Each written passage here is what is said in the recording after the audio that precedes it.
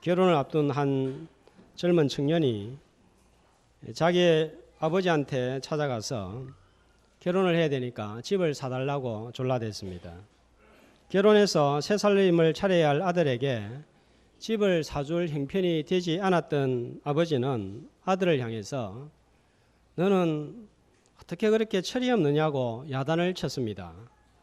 그랬더니 실망한 아들은 나가서 목을 메고 자살을 해버렸습니다.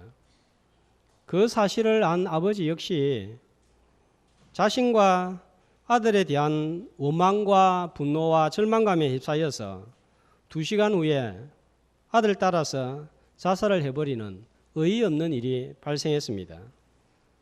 아들도 아버지도 마음을 잘못 먹어서 생긴 일입니다. 집 사달라고 아들이 한번 떼를 쓰고 아버지도 왜 그렇게 철이 없느냐 그렇게 한번 소리치고 끝날 일일 것 같은데 마음을 잘못 먹으니까 부자가 2시간 간격으로 자살하는 비극이 발생했습니다. 마음을 지키지 못하니까 생명까지 잃게 만듭니다. 잠언 4장 23절은 이렇게 우리에게 말씀합니다.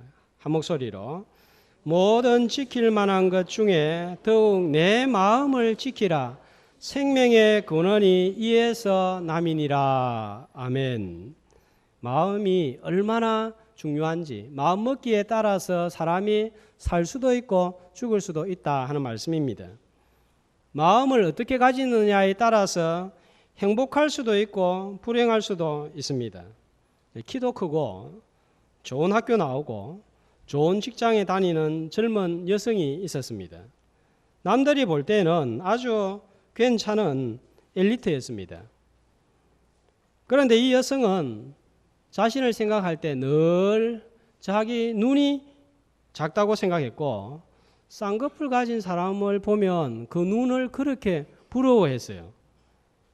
자신은 눈이 작아서 사람들 앞에 나가는 것이 부끄러웠고 사람들이 전부 다 자기 눈만 어디 밖에 나가면 쳐다보는 것처럼 느껴졌습니다.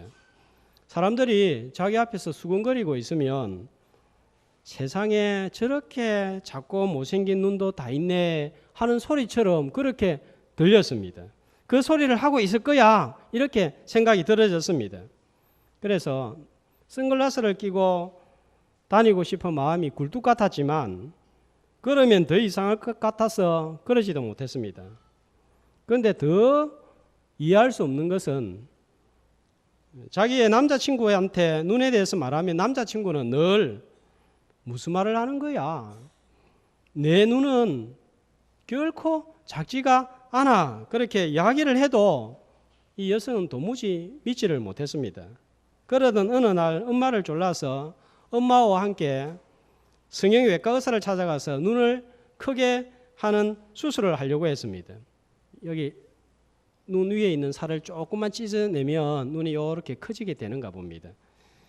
의사가 하는 말이 예쁜 눈에 왜 손을 대려고 하세요? 했습니다. 엄마가 옆에 있다가 그 봐라 내가 뭐라디 하면서 맞장구를 쳤습니다.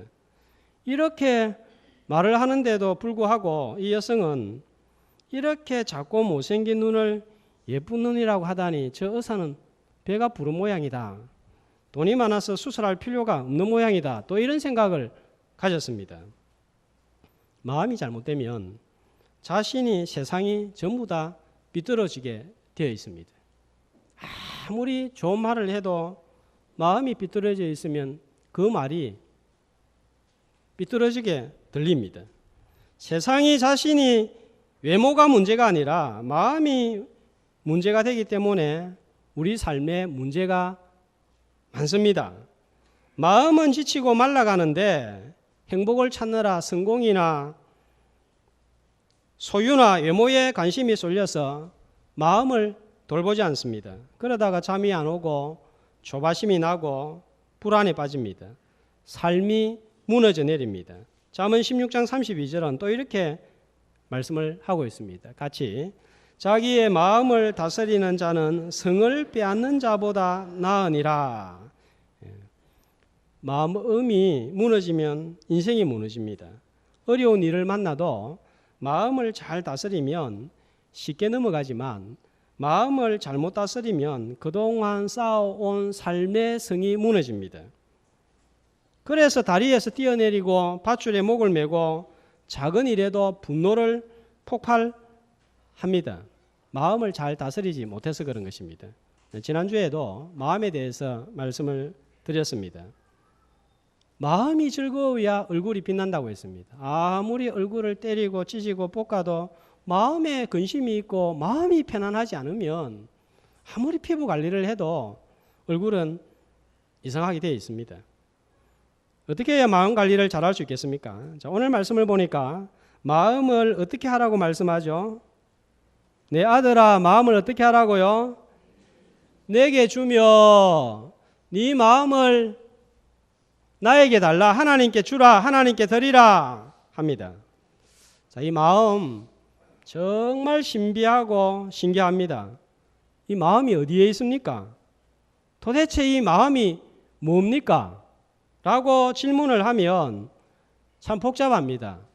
의사도 심리학자도 딱 한마디로 마음은 무엇이다 이렇게 말하기가 어렵습니다. 저도 책을 보고 생각해 보지만 이 마음이라는 게 뭔지, 마음이 어디에 있는지, 마음하고 머리하고는 어떤 연관이 있는지 어렵습니다. 그러나 분명한 것은 마음은 우리의 모든 삶을 관리하는 중심이고 주체다 하는 것입니다. 성경은 마음이 무엇인가, 마음이 어디에 있는가 자세하게 설명하고 있지 않습니다. 그러나 마음이 얼마나 중요한지 잠언을 읽어보면 마음의 중요성에 대해서 거듭 말씀하고 있습니다. 그리고 마음이 중요하기 때문에 마음을 어떻게 관리해야 되는지에 대해서 말씀하고 있습니다. 자, 오늘 말씀은 마음을 어떻게 하라고요? 주라. 누구한테요? 하나님께 네 마음을 주라. 하나님이 내 마음을 내한테 달라. 이렇게 말씀하고 있습니다. 그런데 이 말씀을 조금 곰곰이 생각해 보면 하나님과 사람의 위치가 바뀌어 있습니다. 대개 누가 누구한테 달라고 그럽니까? 사람이 하나님께 달라고 하는 거예요. 그래서 기도할 때 어떻게 기도하죠? 하나님 이거 주세요. 저거 주세요. 저 위에 있는 거 주세요. 저 아래에 있는 것도 주세요. 주세요. 주세요. 주세요 합니다. 그런데 창조주 하나님께서 천한 피조물인 우리한테 달라고 합니다. 하나님께서 왜 달라고 하죠? 하나님께서 무엇인가 부족하기 때문에, 없기 때문에 달라고 할까요? 그렇지 않습니다. 시편 50편 10절에서 12절은 하나님이 얼마나 가지고 있는지 이렇게 말씀하고 있습니다. 한 목소리로 이는 산림의 짐승들과 무산의 가축이 다 내 것이며 산의 모든 새들도 내가 아는 것이며 들의 짐승도 내 것이미로다. 내가 가령 죽어도 네게 이르지 아니할 것은 세계와 거기에 충만한 것이 내 것이미로다. 하나님이 줄이지도 않지만 배가 고픈다 할지라도 네한테 달라 소리 안 한다. 왜냐하면 세상에 있는 모든 것이 내 것이기 때문이다 하는 거예요. 역대상 29장 11절에 보면 다윗은 자주 이렇게 고백을 했습니다. 역대상 29장 11절에 보면 천지에 있는 게 다 주의 것입니다. 아무 부족함이 없는 하나님께서 오늘 말씀에서 뭘 달라고 하죠? 네 마음을 달라 그럽니다. 우리 마음에 뭐가 들어있습니까? 보석이 들어있습니까? 이걸 주지 않으면 하나님 대심이 되지 않는 그 무언가가 내 마음에 있기 때문에 그렇습니까? 마음속에 뭐가 들어있습니까? 마가복음 7장 21절 23절은 우리 마음속에 뭐가 들어있는지 이렇게 말씀하고 있습니다. 방송실 자, 한 목소리로 속에서 곧 사람의 마음에서 나오는 것은 악한 생각 곧 음란과 도둑질과 살인과 능과 탐욕과 악독과 속임과 음탕과 질투와 비방과 교만과 우매함이니 이 모든 것이 다 속에서 나와서 사람을 더럽게 하느니라. 그렇잖아요. 우리 마음속에 이런 게 들어있습니다. 썩어 빠진 거, 냄새 나는 거, 더러운 거, 보기 흉한 것들, 악한 것들밖에 없습니다. 이것밖에 들어있지 않는 우리 마음을 하나님이 뭐가 필요해서 달라고 합니까? 이 마음을 가져다가 어디에 사용하려고 달라고 합니까?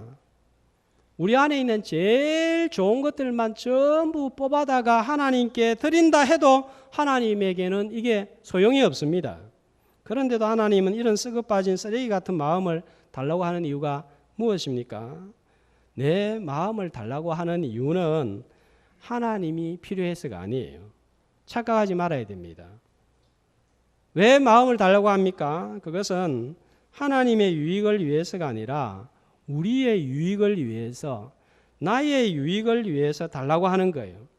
하나님께서 우리의 마음을 받아서 덕이 되거나 우리가 우리 마음을 하나님께 드리면 하나님은 모든 좋은 것을 우리한테 주시기 때문입니다.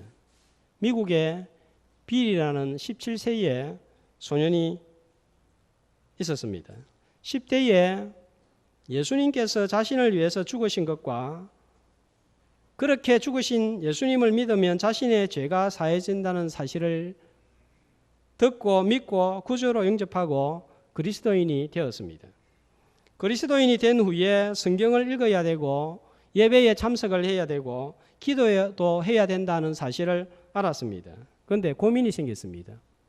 얼마만큼 내 자신을 교회에 드려야 되는가? 교회에 얼마나 많은 시간을 드리고 얼마나 깊이까지 하나님을 믿어야 되는가? 얼마만큼 내 자신을 하나님께 드리면 되는가? 어떤 부분을 하나님께 드려야 되는가 하는 고민이 생겼습니다. 그러던 중에 이 소년을 잘 알고 있던 남자 그리스도인이 이런 고민을 알아차리고 이런 제안을 합니다. 빌, 자네 인생을 전부 하나님의 손에 한번 드려보지 않겠나?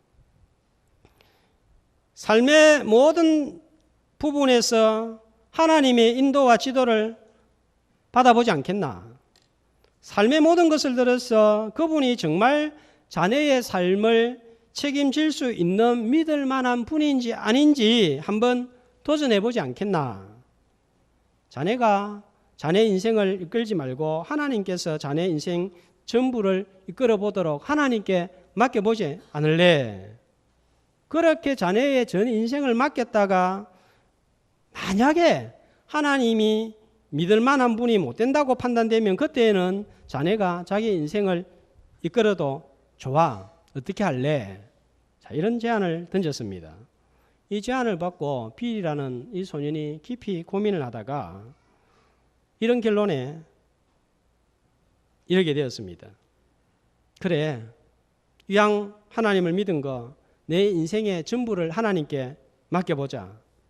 모든 인생의 결정, 모든 시간, 모든 소유 전부 하나님께 맡기겠습니다. 이제부터 나는 전부 다 하나님의 것입니다. 하나님께 선심을 쓰듯이 맡겼습니다. 자신도 나중에 이 결정이 하나님 앞에 교만했다는 것을 알았습니다. 그런데도 하나님은 이런 빌의 마음을 받으시고 이런 빌의 결정을 받으셨습니다. 이 소년은 다름 아닌 미국에서 가장 영향력이 있고 가장 큰 교회 중에 하나고 젊은이 25명으로 시작해서 17년 만에 2만 5천 명으로 성장해서 30만 평 대지 위에 예배당을 지은 시카고에 있는 윌로우 크릭 교회의 담임 목사인 빌 하이벨스 목사입니다. 이분이 늘 강조하는 것이 하나님께 내 인생을 맡겼더니 하나님이 나를 이렇게 인도해 주셨습니다. 책임져 주셨습니다. 하는 그 고백을 자주 하는 것을 책으로 쓰고 또 강의하는 것을 들었습니다. 자기 마음을 하나님께 다 드렸더니 하나님이 빌의 인생을 전부 인도하시고 책임져 주셨습니다.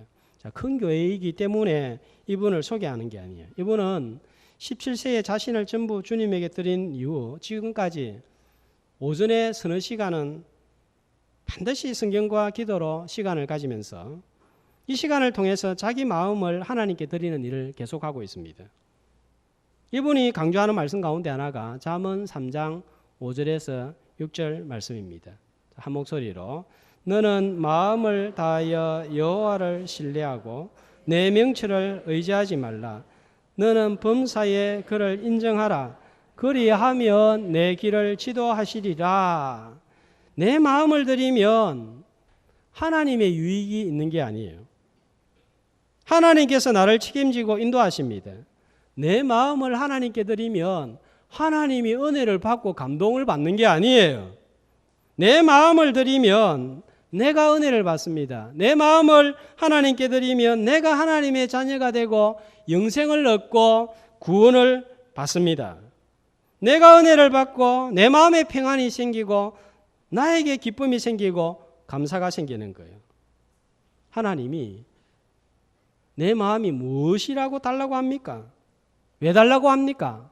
나를 위해서 달라고 하는 거예요. 그리고 하나님은 내가 유익하게 되고 은혜와 평안과 감사로 가득해서 살아갈 때 그것을 보고 기뻐하고 즐거워하십니다. 그래서 마음을 내한테 달라 이렇게 하시는 거예요. 오늘 내 마음을 이 예배의 시간에 드림으로 내가 은혜를 받고 평안과 기쁨과 감사를 소유해서 즐거운 마음으로 기뻐하는 성도가 되기를 주의 이름으로 축복합니다. 자, 또 하나님께서 마음을 달라고 하는 이유가 있습니다. 마음을 고치기 위해서입니다.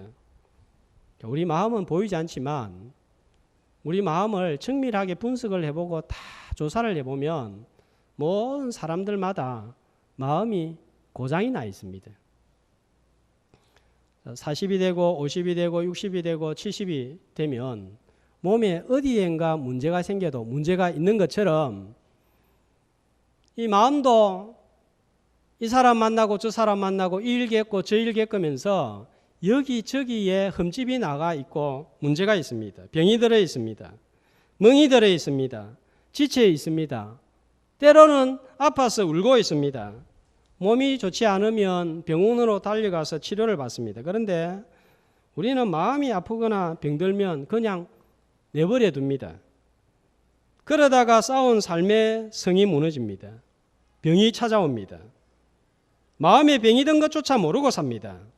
여러분, 우리 마음은 무쇠가 아니라는 것을 알아야 됩니다. 유리알처럼 끼어지기 쉬운 것이 우리 마음이에요. 잠언 25장 28절은 우리의 이런 마음을 잘 제어하지 아니하면 어떻게 되는지 이렇게 말씀합니다. 자기의 마음을 제어하지 아니하는 자는 성읍이 무너지고 성벽이 없는 것과 같다 그랬습니다. 자, 과거에 성벽이 없으면 어떻게 됩니까? 적군이 쳐들어오면 망하는 거예요. 죽는 거예요. 마찬가지로 이런 깨어지기 쉬운 마음을, 깨어진 마음을 그대로 내버려 두면 무슨 일이 일어날 때에 나를 보호를 못 해주는 거예요. 내 마음이 나를 보호 못 해주면 어떻게 됩니까? 절망하고 낙담하고 괴로운 거예요. 작은 말 한마디에 마음이 무너져 내립니다. 상대방의 눈빛에 멍이 듭니다. 집안 문제로, 자녀 문제로, 직장 문제로 마음이 깨지고 상처가 나서 피가 흐릅니다. 요즘 사람들을 보면 탈모 증상이 과거보다 훨씬 더 심해진 것을 봅니다. 피부병도 많이 생기고 소화불량도 많이 생기고 있습니다. 자, 왜 이런 문제가 일어납니까? 마음의 문제가 원인인 경우가 많습니다. 피부병의 75%가 마음의 고통이 원인이라고 합니다. 요즘 젊은 사람들 중에서도 탈모 증상이 일어나는 것을 많이 볼 수 있습니다. 이 젊은 사람들에게 탈모 증상이 일어나면 보통 스트레스가 아닙니다. 많은 경우에 마음의 문제가 있기 때문에 일어나는 현상이라고 합니다. 억울한 일을 당하면 분노를 느낍니다. 나를 억울하게 만든 사람 용서하기 정말 어렵습니다.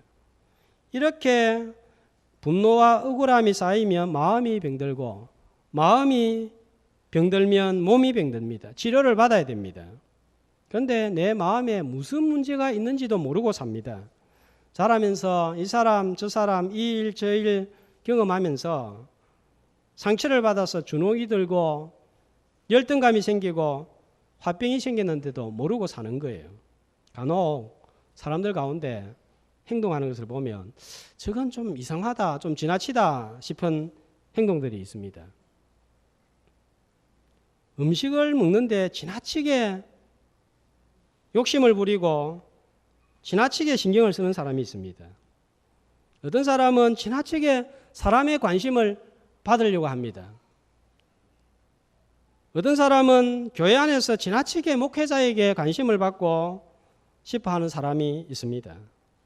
그런가 하면 별것도 아닌데 조그만 일에 짜증을 내고 이상증상, 화를 발하는 사람도 있습니다. 어떤 사람들은 집에 있으면 마음이 답답한 사람이 있어요. 그래서 밖에만 나가기를 원하고 밖에 나가면 집에 들어오기를 싫어하는 사람이 있습니다. 자, 이런 행동들은 누구나 다 조금씩 있죠. 여자분들은 보니까 밖에 나가면 들어오기를 안 좋아하는 것 같아요. 어떤 분이 그러더라고요. 집에 있으면 좋고 밖에 나가면 더 좋고 안 들어오면 더더욱 좋고 그렇게 이야기를 하던데, 자, 이런 행동들은 누구나 조금씩 우리가 가지고 있습니다. 그런데 좀 지나치다 싶은 사람이 있습니다. 마음에 문제가 있는 거예요. 자기도 모르게 마음에 문제가 있으니까 나오는 행동입니다. 자기를 보호하기 위해서 자신도 모르게 나오는 행동입니다. 마음이 아파서 소리치는 행동이에요. 마음은 깨어지기 쉽기 때문에 내가 의식을 못하지만 자기 마음을 보호하기 위해서 스스로 온갖 안간 힘을 다 써봅니다.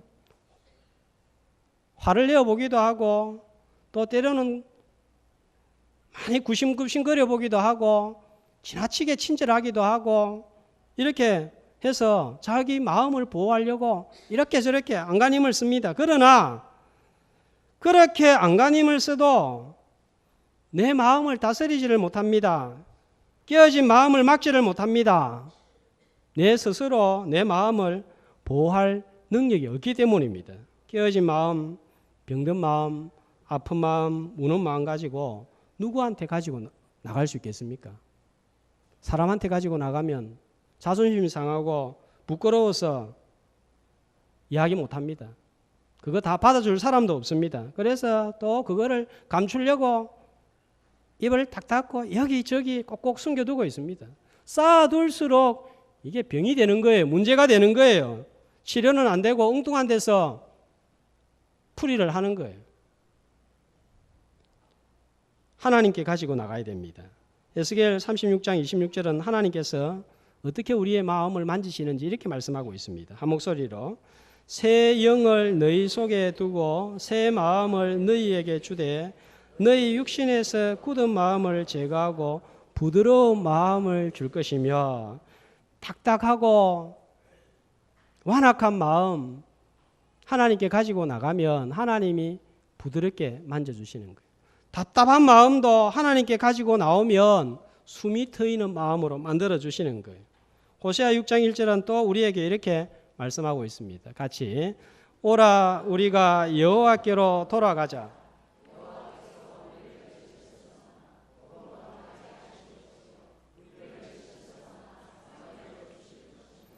우리 마음이 찢어져 있고 끼어져 있는데 그거 가지고 하나님께 나오면 낫게 해주시고 싸매어 주시고 보듬어 주십니다.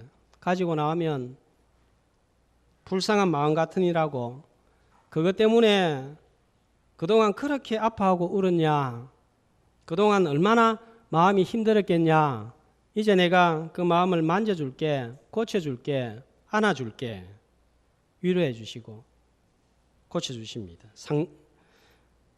상당 공부한다고 고쳐지는 게 아니에요. 마음을 공부한다고 고쳐지는 게 아니에요. 하나님께 가지고 나가야 됩니다. 나도 내 마음을 잘 모르잖아요. 그런데 어떻게 의사가 다른 사람이 내 마음을 잘 알겠습니까? 그런데 그 마음을 정확하게 분석하고 알게 계시는 분이 하나님이십니다. 깨어진 마음, 상한 마음, 답답한 마음, 우는 마음 방치해 두지 말고 하나님께 가지고 나가서 치료받는 역사가 일어나기를 주의 이름으로 축복합니다. 자, 마음을 달라고 하는 세 번째 이유는 마음을 드리는 것을 하나님이 기쁘시게 여기기 때문입니다. 하나님을 기쁘시게 하기 때문입니다. 누가복음 18장에 보면 바리새인과 세리의 비유가 나옵니다. 성전에 올라간 바리새인과 세금을 착취하는 세리 비유가 나오는데, 바리새인은 예배 시간 철저하게 지켰습니다. 11조도 정확하게 냈습니다. 일주일에 한 번씩은 꼭 금식 기도를 했습니다. 토색, 불의, 속이는 것, 도둑질하는 것과는 완전히 거리가 멀었습니다. 도덕적으로 윤리적으로 깨끗한 사람이었습니다. 그런데 예수님은 이런 바리새인들을 보고 뭐라고 합니까? 화 있을진저 독사의 새끼들아, 뱀들의 새끼들아, 저주를 퍼부었습니다. 이유는 마가복음 7장 6절에 나와 있습니다. 같이, 이 백성이 입술로는 나를 공경하되 마음은 내게서 멀도다. 마음이 문제였습니다. 그렇게 행동하면서도 마음은 딴 마음을 품고 있는 거예요.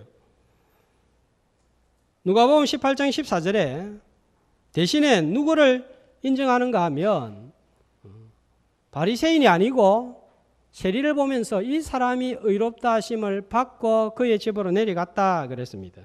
왜 그렇습니까? 마음으로 회개하고 마음을 고쳤기 때문입니다. 부자의 많은 헌금을 거절하고 가부의 두레돈 2,000원, 3,000원 밖에 안 되는 그 돈을 예수님이 받으셨습니다. 이유도 마음의 문제였습니다. 우리가 생일이 되면 선물을 줍니다. 선물이 왜 중요합니까? 생일날 여보 축하해 하면 끝납니까? 여보 생일 축하해 하고 생일 지나가면 마음이 어떻던가요? 아이고 축하 잘 받았다 이렇게 됩니까? 말로만 하는 거 그거 싫은 거예요.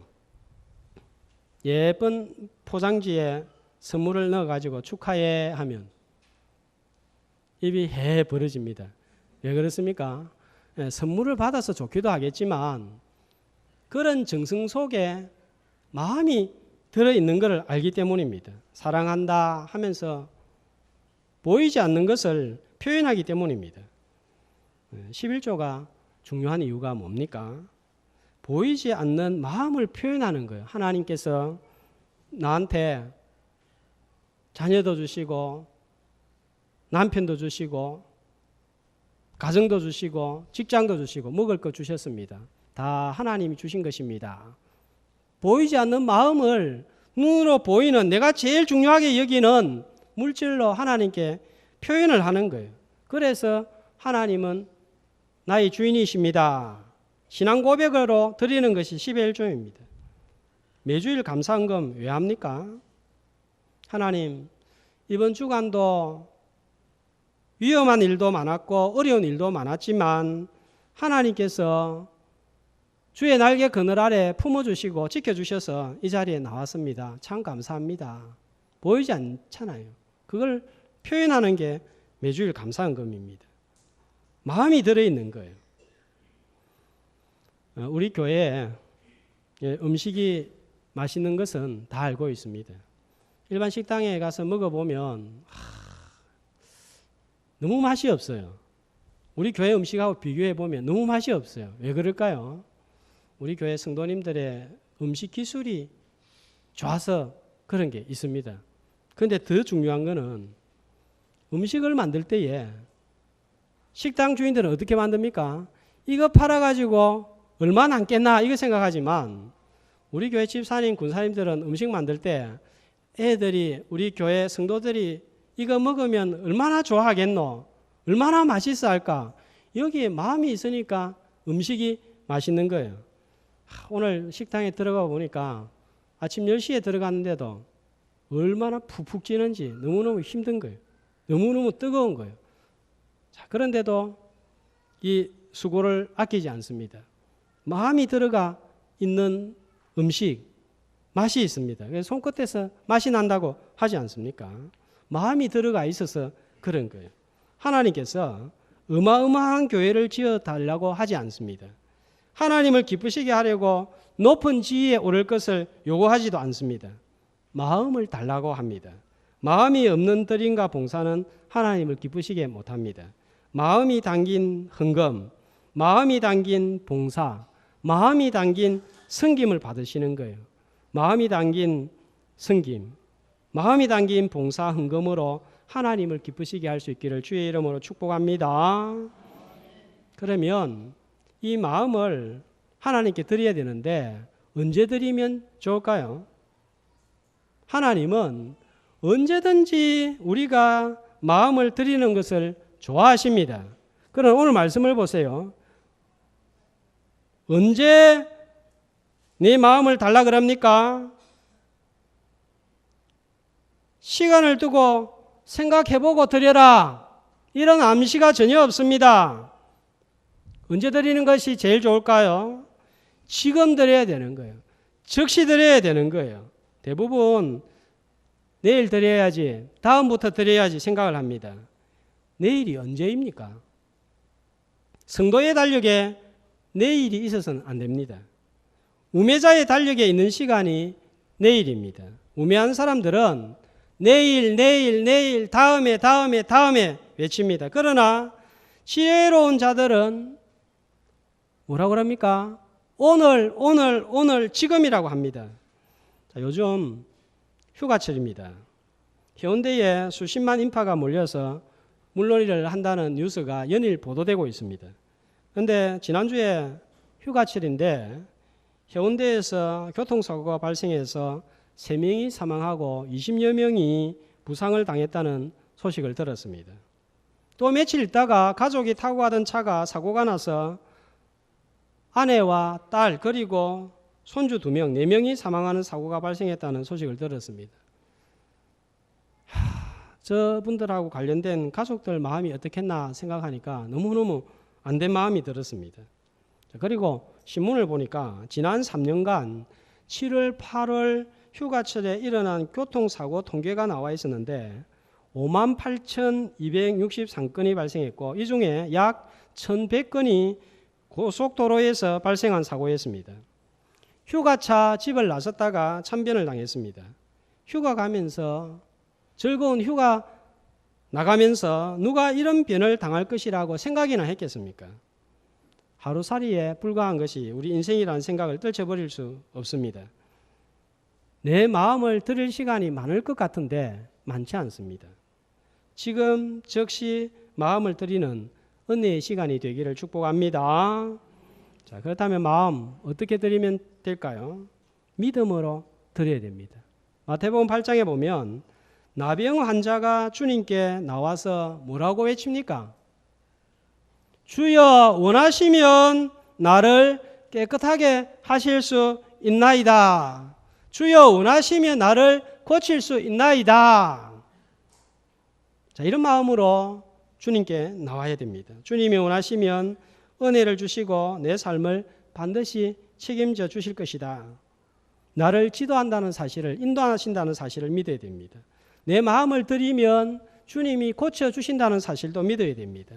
하나님을 기쁘시게 하신다는 사실도 믿어야 됩니다.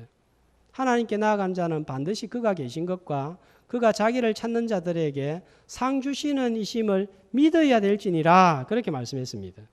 그런데 우리가 한 가지 알아야 되는 것이 있습니다. 내 마음을 주님만 원하는 것이 아니라 여기저기에서 내 마음을 달라고 요청하는 것이 많이 있다는 거예요. 내 마음을 빼앗아가려고 하는 것들이 여기저기에 많이 있습니다. 자, 27절에 보면 마음을 빼앗아가는 이 사람의 마음을 빼앗아가는 것이 있습니다. 뭡니까? 음녀가 있습니다. 그리고 30절 이하에 보면 또 사람의 마음을 빼앗아가는 것이 있습니다. 뭡니까? 술입니다. 우리의 마음을 빼앗아가는 것들이 음료와 술밖에 없습니까? 여러 가지 것들이 참 많습니다. 오늘 우리 마음이 무엇에 빼앗겨 있습니까? 아마 대부분이 스마트폰에 마음을 다 주고 있는 것 같아요. 스마트폰이 없으면 사람들이 불안합니다. 외출할 때도 스마트폰을 가지고 안 나오면 급해도 집으로 올라가 가지고 스마트폰을 가지고 나와야 마음이 안정이 되는 거예요. 남편이 같이 안 가도 괜찮습니다. 그런데 스마트폰이 없으면 마음이 흔들리는 거예요. 일어나기 전에도 만지고 잘 때에도 만지고 주님을 이렇게 만지고 주님을 이렇게 챙겼다면 우리의 믿음은 지금보다 훨씬 좋아졌을 것이다 생각합니다. 성경을 이 정도로 애지중지했다면 우리 영혼이 참 많이 변했을 것입니다. 예배의 자리를 이 정도로 사모했다면 몰라보게 우리 믿음이 자랐을 거예요. 카톡 하는 10분의 1만 성경을 만져서도 우리는 달라졌을 거예요. 덥다고 빠지고 피곤하다고 빠지고 바쁘다고 빠지고 친구 만난다고 빠지고 집안일 생겨서 빠지고 휴가라서 빠지고 언제 예배의 자리에 참석합니까? 지금 어디에 우리 마음을 주고 있습니까? 누구에게 무엇을 마음을 주고 있습니까? 저와 여러분의 마음이 지금 어디에 있습니까? 돈에 빠져 있습니까? 옷에 빠져 있습니까? 술과 담배에 빠져 있습니까? 하나님께 드리지 않는 마음은 어디엔가든지 누구에게든지 주게 되어 있습니다. 어디선가 자꾸 내 마음을 달라고 손짓을 하고 있습니다. 주님한테 드려진 마음이 아니면 어디엔가 이 마음이 가 있다는 사실입니다. 그런데 마음 잘못 주면 망합니다. 넘어집니다. SFC 배지가 있습니다. 자, 이 배지가 참 의미가 있고 좋은 배지입니다. SFC는 영어로 Student for Christ, 그리스도를 위한 학생이 되겠습니다 하는 그런 의미입니다. 손 위에 뭐가 있어요? 마음이 있는 거예요. 이 손으로 뭐 하는 겁니까? 내 마음을 주님께 드립니다. 신실하게 그리고 기꺼이 하는 의미가 이 배지 안에 들어 있습니다. 우리 마음이 주님께 드려지지 아니하면 참 즐거움이 없고 참 즐거움이 없으면 얼굴이 빛나지 않습니다. 그러나 내 마음을 기꺼이 신실하게 하나님께 드리면 내가 은혜를 받고 내가 복을 받습니다. 고침을 받습니다. 하나님을 기쁘시게 합니다. 하나님의 길을 즐거워합니다. 그러므로 오늘 이제 말씀을 마치고 찬송을 부르면서 헌금을 드릴 텐데 헌금 마음에다가 손만 넣지 말고 물질만 넣지 말고 꼭 내 마음도 함께 넣는 시간이 되기를 바랍니다. 다른 곳에 빼앗겨 있는 마음을 주님 이제는 하나님께 드리겠습니다 하는 마음으로 내 마음을 주님께 드림으로 풍성한 은혜를 경험하고 고침받고 하나님을 기쁘시게 함으로 복된 믿음 생활하는 성도들 다 되시기를 축복합니다.